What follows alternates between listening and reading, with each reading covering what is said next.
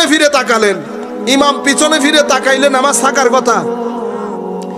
ইমামের পিছনে ফিরা নিতে নামাজ যায় নাই। আমরা বিভিন্ন বাড়িতে সালিশ করতে যাই না? আমার নবীও সালিশ করতে গেছে। আপনারা দেখেন এখন সাহাবায়ে কেরামের আদব কেমন ছিল। আমার নবী সালিশ টালিশ করতে করতে আসরের সময় চলে এসেছে। এক সাহাবী ফাজা আল মুআজ্জিনু ইলা আবি বকর রাদিয়াল্লাহু আনহু, মুআজ্জিন রাসূলের হযরত আবু বকর সিদ্দিকের পাশে এসে বসলেন। ফাকালা আতুসাল্লি লিন-নাসি ফাউকিম। আবু বকর সিদ্দিককে বলতেছেন, হুজুর আপনি যদি আমাদেরকে নামাজ পড়িয়ে দেন আমি কি একামত দিব? কারণ আসরের নামাজের রক্ত হয়ে গেছে। হায় ক্বালা নাআম, খুব মনোযোগ দিয়ে শুনবেন আখেরি হাদিস। ফাসাল্লা আবু বকর, উনি একামত দিলেন, নামাজ দাঁড়িয়ে গেছে। আবু বকর সিদ্দিক ইমামতিতে।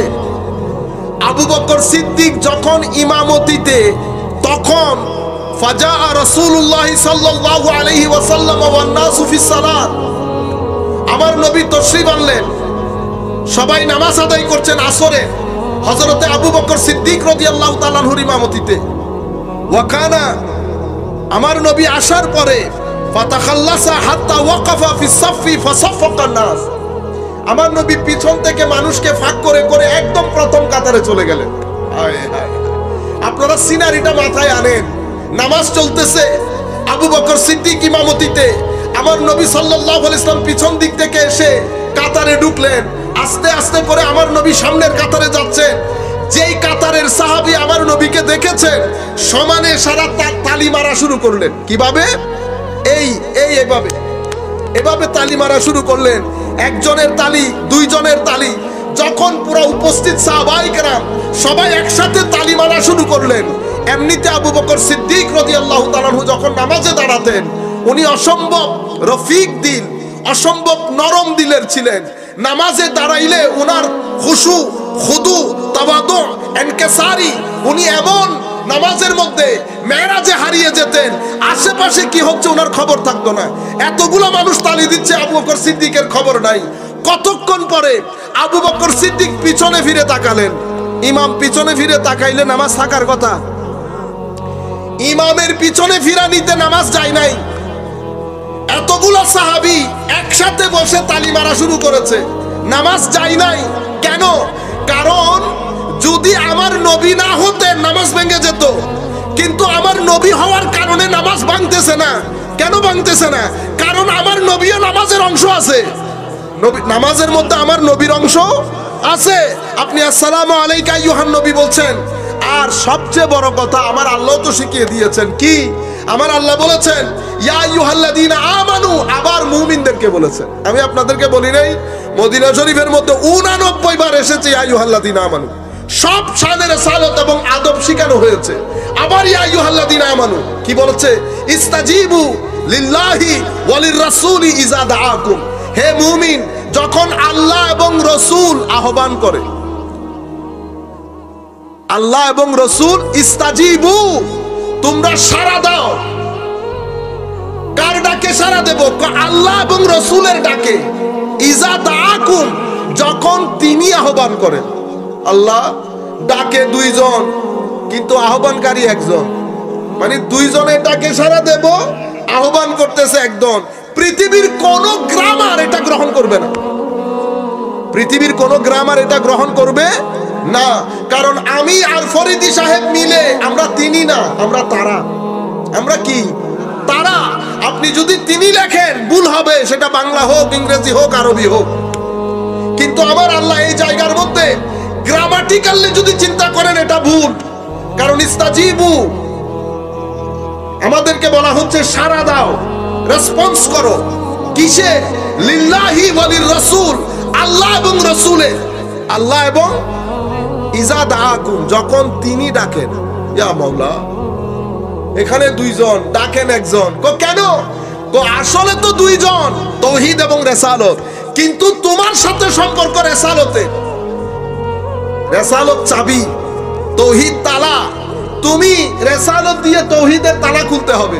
তো তোমাকে যিনি ডাকতেছেন উনি রিসালাত, রিসালাতকে যিনি ডাকেন উনি তাওহীদ। তোমার কাজ রিসালাত পর্যন্ত, রিসালাতের কাজ তাওহীদ পর্যন্ত। বুঝতে পেরেছেন? সে কারণে রেসালতের মধ্যে ডাইমেনশনও দুইটা, একটা নূরানি ডাইমেনশন, একটা বাশারি ডাইমেনশন। কারণ রেসালত নূর থেকে নেন, বশরকে দেন, বশরকে দেন। আপনি যদি বশর না হন দিতে পারবেন না, নূর না হলে নিতে পারবেন না। আপনারা বুঝতে পেরেছেন? কিন্তু যদি দেখেন ইয়া রাসূলুল্লাহ আপনি কি নূর না বশর, আমি না নূর না বশর, তো আপনি কি? আমার হাকিকত শুধু আল্লাহ জানেন। তুমি শুধু এতটুকুন বুঝতে পারবা, মেরাজের মধ্যে যখন নূরানি ফেরেশতা জিবরিলের মতো ফেরেশতা বলতেছে আমি আর সামনে যেতে পারবো না, ওই জায়গা আমার না, ওই জায়গা আমার না, তাহলে নূর কই গেল? আমার নবী রফরফের উপর বসে কোনো হেজিটেশন বাদ রেখে ফাকানা কাবা কাউসাইন পর্যন্ত সফর করছে। বশরিয়ত নিচে, নূরানিয়ত নিচে, হাকিকতে মুহাম্মাদি উপরে। আমার নবী সেই কারণে বলছেন আমি নেই নূর থেকে, দেই বশরকে, আমি নূরও না বশরও না, তো আমি কি? আমি হাকিকত আল্লাহ জানে, আল্লাহ রাসূল জানে। তো কদ জাকুম মিনাল্লাহি নূর বললেন যে ইয়া রাসূলুল্লাহ, এটা বলছে তোমরা বুঝার জন্য। তোমরা কি যার বুঝ যতটুকুন ততটুকুন কথা বলতে হবে না, নতুবা আপনি ওয়াকানা কাবা কাউসাইনি আও আদনার ভিতরে যদি ঢুকেন বের হইতে পারবেন না, বের হইতে পারবে না। সব কথা সব জায়গায় বলাও যায় না, মানুষ ভুল বুঝে, মানুষ ভুল বুঝে। সেই কারণে কোরআনের আয়াতও তিন ধরনের।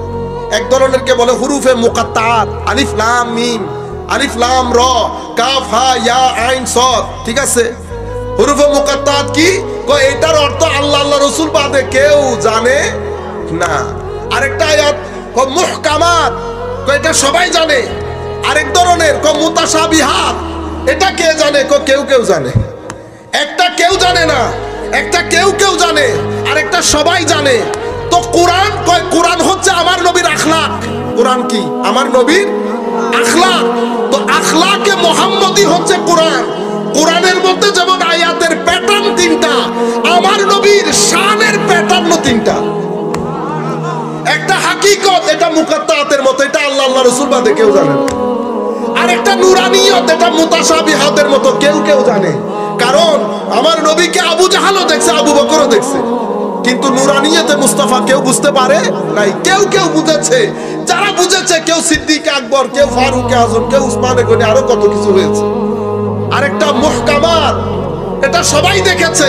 আমার নবী বাজারে গেছে, বিয়ে করেছেন, খেয়েছেন, দিয়েছেন, নাতি নাতনি হয়েছে, সবকিছু সবাই দেখছে।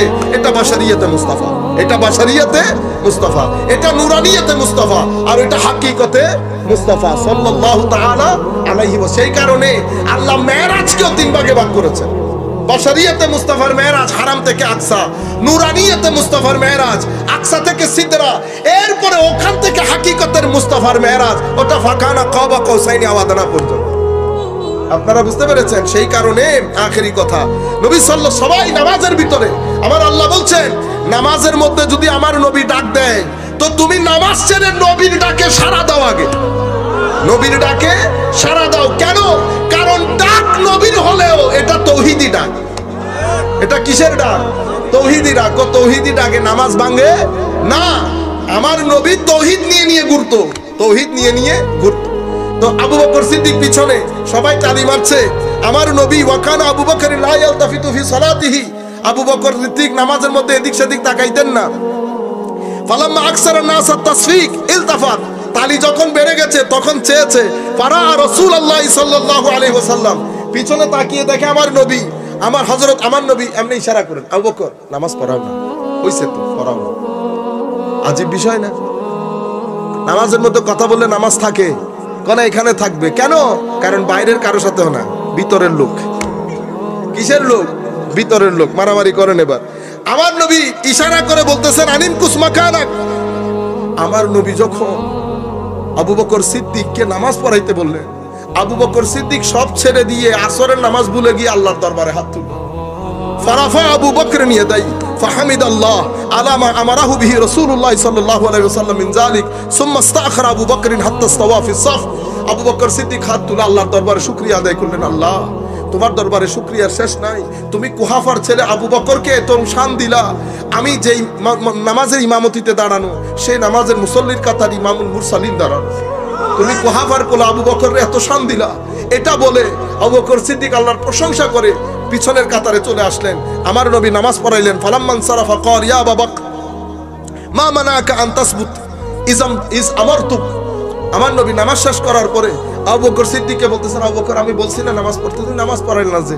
তখন আবু বকর সিদ্দিক জবাব দিলেন, মা কান আলী ইবনে আবি কুহাফা আন ইউসাল্লি বাইনা ইয়াদাই রাসূলিল্লাহি সাল্লাল্লাহু আলাইহি ওয়াসাল্লাম। হুজুর, কুহাফার ছেলে আবু বকরের কি স্পর্ধা আমার নবীর সামনে দাঁড়িয়ে নামাজ পড়বে।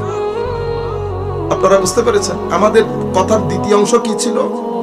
তৌহিদের প্রাণ, তৌহিদের, আমাদের ঈমানের প্রাণ তৌহিদ, তৌহিদের চাবি রেসালত, রেসালতের প্রাণ আনুগত্য, আনুগত্যের প্রাণ মহব্বতের রাসূল, আদবের রাসূল। এখন আপনি পাইছেন এতাআতের প্রাণ যে আদবের রাসূল। আনুগত্য আছে, আনুগত্যের ভিতরে কি আছে?